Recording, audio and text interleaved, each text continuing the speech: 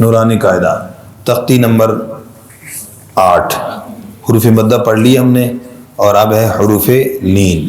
بہت مختصر سا سبق ہے، بڑی توجہ چاہیے، مختصر سا ہے اور آسان سا ہے جی۔ تو حروف لین دو ہیں، واو اور یا۔ جب دونوں ساکن ہوں اور دونوں سے پہلے کیا ہو، زبر ہو، تو اس کو واو لین کہتے ہیں۔ لفظی معنی تو نرمی کے ہی ہیں، کیا ہے بھائی، نرمی کے۔ اب اس کے اندر جو ہے ممکنہ غلطیاں کیا ہیں؟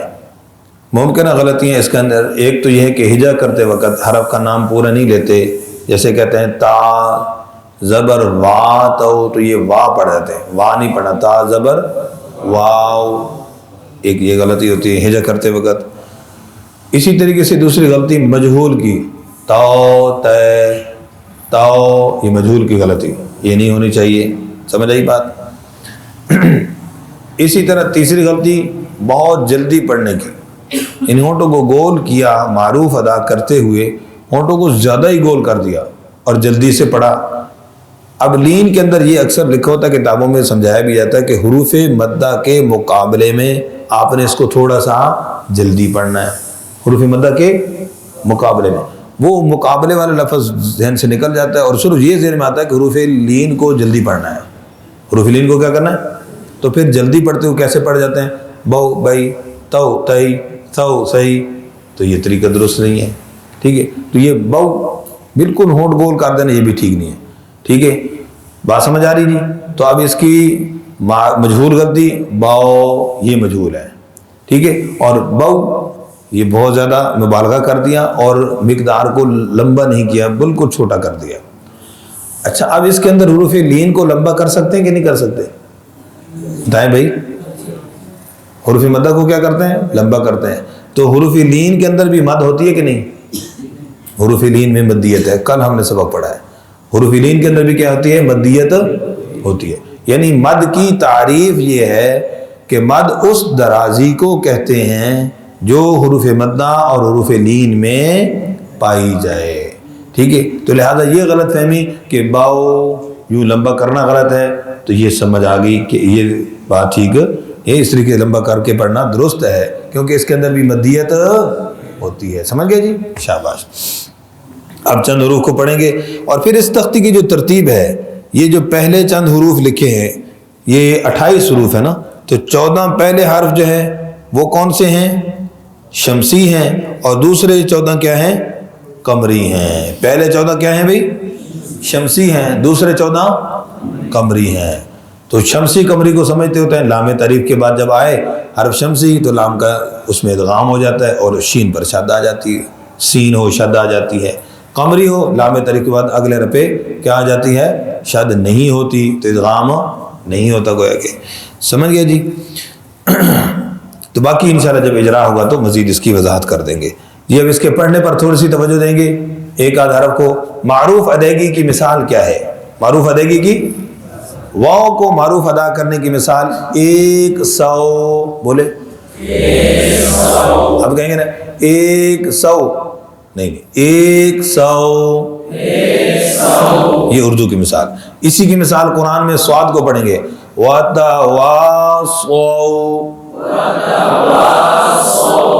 اب وتواصوا یوں نہیں ہوگا، وتواصوا نہیں، سو،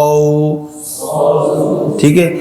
یا لین کو معروف کرنے کی اردو میں مثالیں، جیسے پرانی اور اس کے مقابلے میں الفاظ متضادہ، پرانی نئی، بولو ہاں، پرانی نئی، اپریل مئی، سمجھ گئے جی؟ مثالیں۔ تو اب اسی طریقے سے پنجابی میں بھائی دودھ دہی، تو اردو میں دہی کہتے ہیں، پنجابی میں کیا کہتے ہیں؟ دہی۔ تو یہ اس کی ساؤنڈ ہے اور یہ اس کی مقدار ہے۔ یہ چند مثالیں یاد رہیں گی۔ چلیے جی، اب چند حروف کا ہجا کرتے ہیں، پھر باقی پڑھتے ہیں۔ چلیے، تا زبر واو تو، تا زبر یا تی، تو تی، سو سی، دو دئی، شاباش۔ مخرج پر بھی ذو ذی، موٹے حروف پر بھی توجہ رہے، صو صوی، ضاد زبر واو واو، ضاد زبر یا وی، ہاں وہی نہیں کرنا، واو وی، واو طوی، جی آگے یہاں پر خاص طور پہ ہونٹ گول نہ کرنا، واو وی، ہاں وہی پڑھ جاتے ہیں وہی، ٹھیک ہے جی. اسی طرح آؤ آئی، اس کو ای پڑھ جاتے ہیں حمزے سے، عین پر توجہ، آؤ آئی، نو نئی، ماؤ نئی کی مثال یاد رہ جائے گی، ماؤ مئی،